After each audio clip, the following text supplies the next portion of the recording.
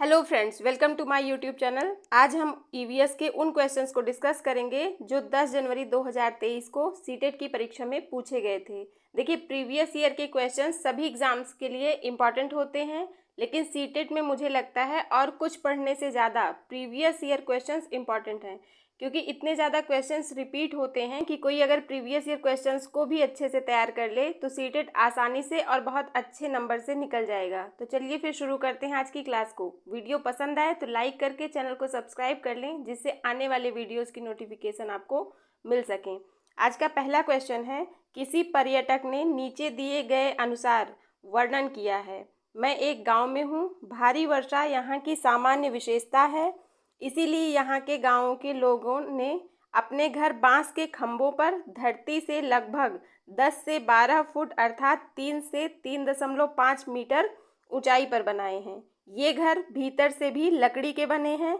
इन घरों की छतें ढालू हैं। यह गांव निम्नलिखित में से कहाँ होना चाहिए? देखिए, ये क्वेश्चन बहुत ही इम्पोर्टेंट है, क्योंकि अगर आप प्रीवियस ईयर पेपर देखेंगे तो 2011 से 2023 में ये क्वेश्चन बहुत बार रिपीट हुआ है। मैं पहले भी कई बार करा चुकी हूँ। तो यहाँ सही उत्तर होगा असम, ऑप्शन सी। असम में अत्यधिक वर्षा होने के कारण यहाँ के लोग अपने घर बांस के खंभों पर धरती से लगभग 10 से 12 फुट की ऊंचाई पर बनाते हैं। ये घर भीतर से भी लकड़ी के होते हैं और इन घरों की छतें ढालू होती हैं। नेक्स्ट क्वेश्चन है, दक्षिण भारत का सबसे बड़ा मेला या आदिवासी उत्सव है कुंभ मेला, समक्का सारालम्मा जात्रा, खर्ची उत्सव, गंगा जी मेला। तो यहाँ सही उत्तर होगा ऑप्शन बी, समक्का सारालम्मा जात्रा। यह तेलंगाना के एक छोटे से गांव मेडारम में लगता है। इस गांव में समक्का सरलम्मा देवी का एक स्थान है, उन्हीं के नाम पर इस मेले का नाम रखा गया है और यह दक्षिण भारत में आदिवासियों का सबसे बड़ा धार्मिक और सामाजिक महोत्सव है, जिसे कुंभ के समान मान्यता प्राप्त है। नेक्स्ट क्वेश्चन है, यह एक सामाजिक चिंता का विषय है कि भारत में बहुत सारे शहरों में मल जल अब भी मशीनों द्वारा साफ किया जाता है। मैला ढोने वालों के द्वारा हाथ से सफाई की जाती है। सबसे अच्छी सुविधा है, निजी कंपनियों के स्वामित्व में है। तो सही उत्तर होगा ऑप्शन बी,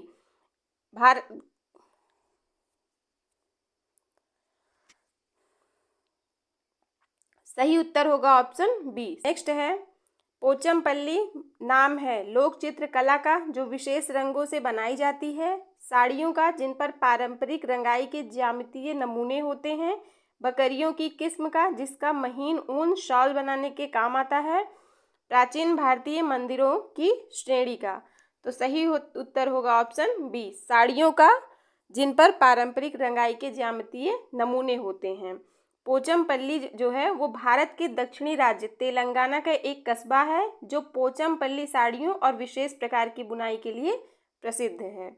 नीचे दिए गए कथनों पर विचार कीजिए। लेफ्टिनेंट कमांडर वहीदा प्रिज्म भारतीय नौसेना में डॉक्टर हैं। वहीदा प्रिज्म एक बहुत छोटे गांव से हैं और उनकी पढ़ाई सरकारी विद्यालय में हुई है। वहीदा प्रिज्म पहली महिला हैं जिन्होंने एक परेड की कमान संभाली। वहीदा प्रिज्म मेडिकल ऑफिसर हैं और रोगियों को दवा ही देती हैं। सही कथन है, तो हमें इसमें से सही कथन को बताना है। तो पहला ऑप्शन है कि लेफ्टिनेंट कमांडर वहीदा प्रिज्म भारतीय नौसेना में डॉक्टर हैं। ये सही है कि भारतीय नौसेना में डॉक्टर हैं। सेकंड ऑप्शन है, वहीदा प्रिज्म एक बहुत छोटे से गांव से हैं और उनकी पढ़ाई सरकारी विद्यालय में हुई है। ये भी सही है, क्योंकि वहीदा प्रिज्म जम्मू और कश्मीर में राजौरी जिले के छोटे से गांव थन्नड़ी से हैं। वहीदा प्रिज्म पहली महिला हैं जिन्होंने एक परेड की कमान संभाली। तो ये भी सही है। तो यहाँ सही उत्तर है ए बी सी। तो करेक्ट ऑप्शन हो जाएगा ऑप्शन सी। नेक्स्ट है, वाराणसी की कढ़ाई की अद्वितीय कला है जरदोजी, तोड़ा, फुलकारी या फिर कांथा। तो सही उत्तर होगा ऑप्शन ए, वाराणसी की कढ़ाई की अद्वितीय कला जरदोजी है। निम्नलिखित में से कौन सा अंतरिक्ष में यात्रा के लिए प्रयोग करेंगे? उपग्रह, रॉकेट, वायुयान या फिर उल्कापिंड। सही उत्तर होगा ऑप्शन बी, अंतरिक्ष में यात्रा के लिए रॉकेट का प्रयोग करेंगे। लोग गांवों से शहरों और कस्बों की ओर स्थानांतरित होते हैं बेहतर स्वच्छता तथा खुली जगह के लिए, बेहतर गुणवत्ता की वायु तथा स्वास्थ्य सुविधाओं के लिए, बेहतर रोजगार के अवसर तथा शैक्षिक सुविधाओं के लिए, बेहतर गुणवत्ता का जल तथा सामाजिक नियमों के लिए। तो देखिए, बेहतर स्वच्छता तथा खुली जगह के लिए, तो ये तो गांव की विशेषता है। बेहतर गुणवत्ता की वायु तथा स्वास्थ्य सुविधाओं के लिए, तो देखिए शहर से अच्छी वायु, शुद्ध वायु गांव में पाई जाती है। बेहतर रोजगार के अवसर तथा स्वास्थ्य सुविधाओं के लिए, यहाँ सही उत्तर होगा ऑप्शन सी, कि लोग गांवों से शहरों की ओर स्थानांतरित होते हैं बेहतर रोजगार के अवसर तथा शैक्षिक सुविधाओं के लिए, और ऑप्शन डी भी गलत होगा। नेक्स्ट है, हम शहरी क्षेत्रों में यह देखते हैं कि अधिकांश कुएं जो लगभग 40 वर्ष पूर्व पानी भरने के लिए उपयोग किए जाते थे अब सूख गए हैं। इन कुओं में पानी के सूखने के नीचे दिए गए संभावित कारणों पर विचार कीजिए। कोई भी कुओं का उपयोग करना नहीं चाहता है क्योंकि सभी घरों में टोटियां लगी हैं। तो देखिए ये गलत है, क्योंकि ऐसा नहीं है कि कोई भी कुओं का प्रयोग करना नहीं चाहता है। लोग विद्युत मोटर द्वारा भौम जल खींचना पसंद करते हैं, ये सही है कि पेड़ों, कुओं और आसपास की ज़मीन को अब सीमेंट या कोलतार द्वारा ढककर वातावरण को साफ कर दिया गया है, ये भी सही है। जिन झीलों, तालाबों में वर्षा का पानी इकट्ठा होता था अब वहाँ नहीं है, उन स्थानों पर ऊंचे भवन देखे जा सकते हैं, तो ये भी सही है। तो यहाँ बी, सी और डी तीनों सही हैं, तो सही उत्तर होगा ऑप्शन 2। नेक्स्ट है, योग दिवस समारोह के उपलक्ष्य में एक ईवीएस का अध्यापक निश्चय करता है कि वह 5वीं कक्षा के छात्रों को विश्व की योग राजधानी के भ्रमण पर ले जाएगा, जिसका नाम है रानीखेत, ऊटी, ऋषिकेश या फिर गैंगटॉक। तो सही उत्तर होगा ऑप्शन सी, ऋषिकेश। देखिए एक क्वेश्चन आप लोगों के लिए है कि इस बार अंतर्राष्ट्रीय योग दिवस 2023 की थीम क्या है, कमेंट में बताइएगा। नेक्स्ट है, घर में बच्चों से धीरे धीरे खाने के लिए एवं अच्छी तरह चबाने के लिए कहा जाता है। इसके सबसे उपयुक्त कारण हैं, वे कम खाते हैं, उनके दांत सुरक्षित रहते हैं, वे खाते समय पानी नहीं पीते, उनके भोजन का पाचन सही ढंग से होता है। यहाँ सही उत्तर होगा ऑप्शन डी, उनके भोजन का पाचन सही ढंग से होता है। नेक्स्ट है, सड़कों का सर्वोच्च वर्ग जो अधिकतर 6 पथ या अधिक का होता है क्या कहलाते हैं? राष्ट्रीय राजमार्ग, वायुमार्ग, एक्सप्रेसवे, जलमार्ग। तो सड़कों का सर्वोच्च वर्ग जो अधिकतर 6 पथ या अधिक का होता है एक्सप्रेस वे कहलाते हैं। निम्नलिखित पहेली हल कीजिए। सिर पर मेरे ताज है, सुंदर नाच दिखाता है, सुंदर पंखों पर नाज है, मैं हूँ तोता, फाख्ता, बतख या सुरखाब या फिर मोर। तो सही उत्तर होगा ऑप्शन डी, मोर। दमन एवं दीव की लोकप्रिय कला एवं शिल्पकारी है बांस की शिल्पकारी, वर्ली चित्रकारी, पत्थर की शिल्पकारी, कछुए के कवच की शिल्पकारी। तो सही उत्तर है ऑप्शन डी, दमन एवं दीव की लोकप्रिय कला एवं शिल्पकारी कछुए के कवच की शिल्पकारी है। विटामिन तथा खनिज लवण को सूक्ष्म पोषक तत्व कहा जाता है क्योंकि इनको केवल कृत्रिम संपूरकों द्वारा प्राप्त किया जा सकता है। इनकी कमी या अभाव से विविध प्रकार के रोग हो जाते हैं। मनुष्यों में इनकी आवश्यकता कम मात्रा में होती है। ये सभी खाद्य पदार्थों के महत्वपूर्ण घटक हैं। तो सही उत्तर है ऑप्शन सी, मनुष्यों में इनकी आवश्यकता कम मात्रा में होती है। निम्नलिखित में से कौन से कथन इस तथ्य को स्पष्ट करते हैं कि पर्यावरण अध्ययन एक अंतः अनुशासनिक विषय है? यह पर्यावरण के सभी पहलुओं को समझने के लिए विभिन्न विषयों के ज्ञान को एकीकृत करता है। यह विविध रूप में अवधारणाओं को शामिल करने वाला एक अंतः अनुशासनिक क्षेत्र है। यह जैविक, सामाजिक एवं सांस्कृतिक पर्यावरण में होने वाली अंतः क्रिया का क्षेत्र है। यह जैविक और जीवेतर घटकों के मध्य परस्पर आश्रितता एवं अंतःक्रिया करने वाला क्षेत्र है। यह उच्च प्राथमिक कक्षाओं के विज्ञान एवं सामाजिक विज्ञान विषयों की पूर्व तैयारी है। तो देखिए, अंतः अनुशासनिक का अर्थ होता है जिसमें एक से अधिक विषयों को शामिल किया गया है। तो पहला ऑप्शन है, यह पर्यावरण के सभी पहलुओं को समझने के लिए विभिन्न विषयों के ज्ञान को एकीकृत करता है। यहाँ पर विभिन्न विषयों को समाहित करने की बात की गई है, एकीकृत करने की बात की गई है। तो पहला ऑप्शन सही है। यह विविध रूप में अवधारणाओं को शामिल करने वाला एक अंतः अनुशासनिक क्षेत्र है। तो ये भी सही है। यह जैविक, सामाजिक एवं सांस्कृतिक पर्यावरण में होने वाली अंतःक्रिया का क्षेत्र है। ये भी सही है। यह जैविक और जीवेतर घटकों के मध्य परस्पर आश्रितता एवं अंतःक्रिया करने वाला क्षेत्र है। ये गलत है। यह उच्च प्राथमिक कक्षाओं के विज्ञान एवं सामाजिक विज्ञान विषयों की पूर्व तैयारी है। ये भी गलत है। तो यहाँ ए, बी और सी ये तीनों सही हैं, तो ऑप्शन ए सही हो जाएगा। नेक्स्ट है, पर्यावरण अध्ययन में थीम आधारित पद्धति सहायक होती है सभी प्रतियों एवं विषयों को शामिल करने में, पर्यावरण के प्रति संवेदनशीलता विकसित करने में, विद्यार्थी अध्यापक संबंध विकसित करने में, या फिर ज्ञान को संपूर्णता से अर्जित करने में। तो ऑप्शन डी सही है कि पर्यावरण अध्ययन में थीम आधारित पद्धति ज्ञान को संपूर्णता से अर्जित करने में सहायक होती है। निम्नलिखित में से कौन से कथन सतत एवं समग्र मूल्यांकन की प्रकृति को स्पष्ट करते हैं? यह पाठ तथा साल के अंत में होने वाला आकलन है। ये गलत है, क्योंकि सतत एवं समग्र मूल्यांकन का अर्थ ये नहीं है कि वो साल के अंत में तथा पाठ के अंत में हो। यह सीखने के लिए के बजाय सीखे गए का आकलन है। ये भी गलत है, क्योंकि जो बच्चा जो सीख चुका है उसका आकलन नहीं होता है, बल्कि वो जो सीख रहा है उसका आकलन होता है। यह रचनात्मक रूप से सीखने के अवसर उपलब्ध कराता है। ये करेक्ट है। यह सीखे गए के बजाय सीखने का आकलन है। तो ये भी सही है कि बच्चा जो सीख रहा है उसका आकलन हो, ना कि जो सीख चुका है उसका। तो यहाँ पर सी और डी करेक्ट हो जाएगा, ऑप्शन 3।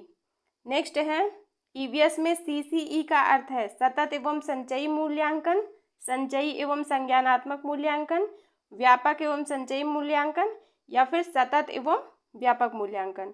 तो सही उत्तर होगा ऑप्शन डी, सतत एवं व्यापक मूल्यांकन, continuous and comprehensive evaluation. Next है, निम्नलिखित में से कौन से कथन पर्यावरण अध्ययन के उद्देश्य हैं? पर्यावरण के बारे में प्रत्यक्ष जानकारी, परिभाषाएं और विवरण प्रदान करना, मौजूदा पर्यावरणीय मुद्दों के प्रति संवेदनशीलता विकसित करना, परिवेश से अंतःक्रिया करके स्वयं ज्ञानार्जन करने की स्थितियां बनाना, पर्यावरणीय समस्याओं को दूर करने की कुशलता विकसित करना। तो देखिए ऑप्शन ए है कि पर्यावरण के बारे में प्रत्यक्ष जानकारी, परिभाषाएं और विवरण प्रदान करना। ये गलत है, क्योंकि हमें बच्चों को परिभाषाएं और पर्यावरण के बारे में विवरण सिर्फ मात्र नहीं देना है। मौजूदा पर्यावरणीय मुद्दों के प्रति संवेदनशीलता विकसित करना, ये करेक्ट है। परिवेश से अंतःक्रिया करके स्वयं ज्ञानार्जन करने की स्थितियां बनाना, ये भी सही है। पर्यावरणीय समस्याओं को दूर करने की कुशलता विकसित करना, तो ये भी करेक्ट है, क्योंकि जब हम बच्चों को पर्यावरण के समस्याओं के बारे में जागरूक करेंगे तो उनमें जो है समस्याओं को दूर करने की कुशलता का विकास होगा। तो यहाँ पर बी, सी और डी करेक्ट हो जाएगा, ऑप्शन 3। नेक्स्ट है, पर्यावरण अध्ययन में संप्रत्यय के रूप में पर्यावरण सम्मिलित करता है भौतिक पर्यावरण और जैविक पर्यावरण, जैविक पर्यावरण, भौतिक पर्यावरण, सामाजिक सांस्कृतिक पर्यावरण, भौतिक पर्यावरण और सामाजिक सांस्कृतिक पर्यावरण, जैविक पर्यावरण, जीवन प्रक्रिया और तंत्र, सामाजिक सांस्कृतिक पर्यावरण। तो सही उत्तर होगा ऑप्शन बी। पर्यावरण अध्ययन में संप्रत्यय के रूप में पर्यावरण, जैविक पर्यावरण, भौतिक पर्यावरण, सामाजिक पर्यावरण, सांस्कृतिक पर्यावरण को सम्मिलित करता है। सुबह स्कूल बस का इंतजार करते समय मोना अपने बेटे जयेश को आज आयोजित होने वाली पर्यावरण अध्ययन परीक्षा के लिए तथ्य और परिभाषाएं पूछ रही थी। निम्नलिखित में से कौन से कथन जयेश के सीखने में सबसे बड़ी बाधाएं हैं? यहाँ पर बाधाओं की बात की गई है, हमें बताना है कि कौन से कथन सीखने में बाधाएं हैं। ऐसा करके मोना जयेश की सहायता कर रही है, क्योंकि दोहराने से जयेश तथ्यों और परिभाषाओं को अच्छी तरह याद करेगा। तो ये सही हो जाएगा, क्योंकि यहाँ पर रटने पर बल दिया जा रहा है, सिर्फ परिभाषाओं को याद करने को कहा जा रहा है। ऐसा करके मोना जयेश की सहायता कर रही है, क्योंकि तथ्यों और परिभाषाओं को सुबह के समय अच्छी तरह से याद किया जा सकता है। तो यहाँ पे भी रटने की बात हो रही है, सिर्फ याद करने की बात हो रही है, ना कि अर्थपूर्ण अधिगम की। ऐसा करके मोना प्राकृतिक जिज्ञासा का पोषण कर रही है, तो ये बाधा नहीं है। ऐसा करके मोना प्रक्रिया कौशल विकसित कर रही है, ये भी गलत है, क्योंकि ये भी बाधा नहीं है। तो सही उत्तर होगा ऑप्शन 4, ए और बी। ईवीएस की पाठ्य पुस्तक उद्देशित है बाल केंद्रित, शिक्षक केंद्रित, विषय केंद्रित, समुदाय केंद्रित। तो सही उत्तर होगा ऑप्शन ए और बी। ईवीएस की पाठ्य पुस्तक बाल केंद्रित एवं समुदाय केंद्रित होती है। ऑप्शन 4 करेक्ट हो जाएगा। नेक्स्ट है, कक्षा 4 के विद्यार्थियों को भोजन पढ़ाते हुए रुक्मिणी ने विद्यार्थियों को एक लोकप्रिय भोजन चाट खिलाया। उसने विद्यार्थियों से इसके स्वाद का वर्णन करने तथा चाट में प्रयोग की गई सामग्री का अनुमान लगाने को कहा। तो यहाँ पर किस कौशल का विकास हो रहा है? सैद्धांतिक कौशल, प्रायोगिक कौशल, अवलोकन कौशल, व्याख्या करने का कौशल। सही उत्तर होगा ऑप्शन सी, अवलोकन कौशल, क्योंकि रुक्मिणी ने बच्चों को अनुमान लगाने को कहा कि चाट में किस सामग्री का प्रयोग हुआ है। तो बच्चे ऑब्जर्व करेंगे और उनमें अवलोकन कौशल का विकास होगा। जब विद्यार्थी विषय क्या तैरता है क्या डूब जाता है में दिए गए क्रियाकलाप को संचालित करते हैं, तब उनमें जिन कौशलों का विकास होता है वे हैं प्रेक्षण खोज, चर्चा करना, साक्षात्कार करना, प्रश्न करना, सहयोग, प्रेक्षण अभिलेखन, विश्लेषण, व्याख्या करना, चर्चा करना, न्याय एवं समानता से संबंध। तो यहाँ पर पूछा गया है कि विद्यार्थी में किस कौशल का विकास हो रहा है? प्रेक्षण खोज, चर्चा करना। तो यहाँ पर देखिए चर्चा नहीं हो रही है, साक्षात्कार करना, इंटरव्यू भी नहीं हो रहा है, तो ये दोनों ऑप्शन गलत हो जाएंगे। प्रेक्षण का मतलब होता है कि ऑब्जर्वेशन, अभिलेखन का मतलब होता है किसी चीज़ का रिकॉर्ड रखना, और विश्लेषण। तो ये सही उत्तर हो जाएगा, क्योंकि पहले बच्चा ऑब्जर्व करेगा कि क्या तैरता है और क्या डूब जाता है, उसके बाद उसका एक रिकॉर्ड बनाएगा और फिर उसका विश्लेषण करेगा। और यहाँ पर देखिए व्याख्या करना, चर्चा करना, न्याय एवं समानता से कोई संबंध नहीं है। तो सही उत्तर होगा ऑप्शन सी। राधा एक ईवीएस की अध्यापिका दिवाली पर अपने घर पूड़ी बना रही थी। उसकी बेटी गीता को आश्चर्य हुआ कि पूड़ी तलने पर फूली क्यों। राधा को एक शिक्षक होने के नाते क्या करना चाहिए? उससे कहें कि पानी के अणु भाप में बदल जाते हैं और इस तरह से भाप के कारण पूड़ी फूल जाती है। तो देखिए ये गलत है। सेकंड ऑप्शन है, उससे इस तरह की अन्य फूलने वाली खाने की वस्तुओं जैसे चपाती के बारे में सोचने को कहें और इसका कारण खोजने को कहें। तो ये सही हो जाएगा, क्योंकि यहाँ पर बच्चों को सक्रिय रूप से कुछ सोचने को कहा जा रहा है। उससे इसका कारण सोचने और समझाने को कहें कि तेल में तलने पर पूड़ी क्यों फूल जाती है। ये भी गलत है, क्योंकि जब उसको पता ही नहीं है कि पूड़ी कैसे फूलती है तो वो समझाएगी कैसे। उसे यह दिखाएं कि चावल पकाने के दौरान चावल के बर्तन को ढकने वाली थाली भी ऊपर उठती है और उससे उसके ऊपर उठने का कारण पूछिए। तो ये भी सही हो जाएगा, क्योंकि यहाँ पर शिक्षिका उसको पाठ प्रदान कर रही है, उसको हिंट दे रही है कि ऐसा क्यों होता है। यहाँ पर सही उत्तर होगा ऑप्शन बी और डी, ऑप्शन 4।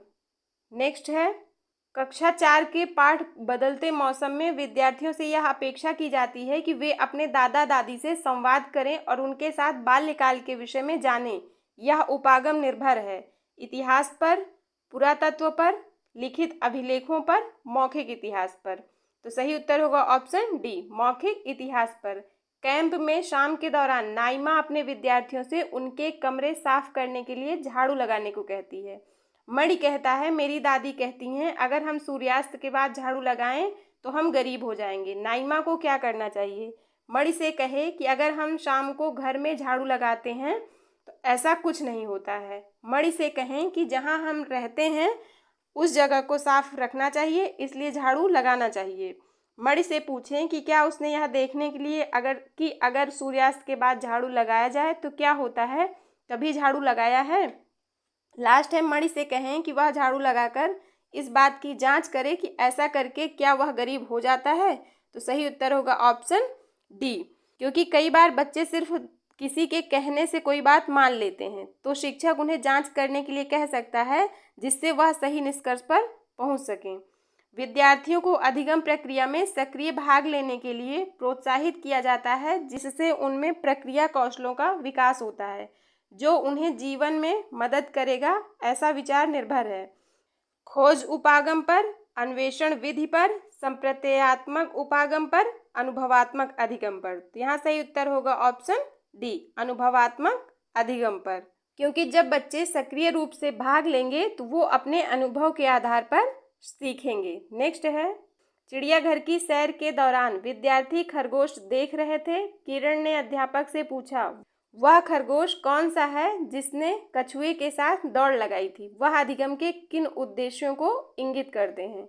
बच्चों को अन्वेषणात्मक गतिविधियों से जोड़ना, बच्चों की सृजनात्मकता का पोषण करना, परिवेशीय मुद्दों पर जागरूकता का विकास करना, वन्य जीवन के प्रति संवेदनशीलता विकसित करना। देखिए, अध्यापक ने बच्चों से पूछा कि वह खरगोश कौन सा है जिसने कछुए के साथ दौड़ लगाई थी। तो यहाँ पर अध्यापक जो है बच्चों से खोज करने के लिए कह रहा है। यहाँ सही उत्तर होगा ऑप्शन ए, बच्चों को अन्वेषणात्मक गतिविधियों से जोड़ना। आज हमने 10 जनवरी 2023 के प्रीवियस ईयर क्वेश्चन को सॉल्व किया। मिलते हैं नेक्स्ट वीडियो में। वीडियो पसंद आए तो please like share and subscribe. Thank you so much.